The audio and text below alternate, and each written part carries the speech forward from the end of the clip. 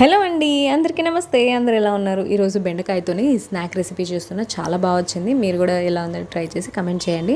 ముందుగా దానికోసం బెండకాయల్ని మంచిగా వాష్ చేసి దాన్ని తడి లేకుండా సపరేట్ చేసి పెట్టుకోండి. ఆ బెండకాయలను తీసుకొని ఎడ్జెస్ కట్ చేసి మళ్ళీ దాన్ని 2 పీసెస్గా చేసి లోపల ఉండే గింజలంతా సపరేట్ చేసేసి దాన్ని ఇంకా 4 పీసెస్గా చేసుకోవాలి సన్నగా. దానికోసం 4 టేబుల్ స్పూన్ శనగపిండి వేసుకుని దాంతో వాము కొద్దిగా, జీలకర్ర కొద్దిగా, ఉప్పు, కారం, తర్వాత గరం మసాలా మిక్స్ చేసి పక్కకు పెట్టుకోవాలి. తర్వాత ఈ బెండకాయల్లో 1 స్పూన్ అల్లం వెల్లుల్లి పేస్ట్ వేసి మంచిగా కోట్ చేసుకోవాలి.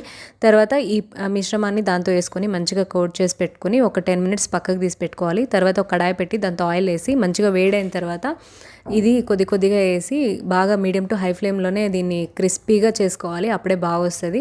తర్వాత దించి ఒక ప్లేట్లోకి గరం మసాలా కానీ లేదంటే చాట్ మసాలా కానీ వేసుకొని సర్వ్ చేసుకుంటే చాలా బాగా వచ్చింది. ఎప్పుడో నేను పెళ్ళిలో చిన్నప్పుడు తిన్నది గుర్తొచ్చింది. అంత బాగా వచ్చింది. మీరు ట్రై చేసి కమెంట్ చేయండి ఎలా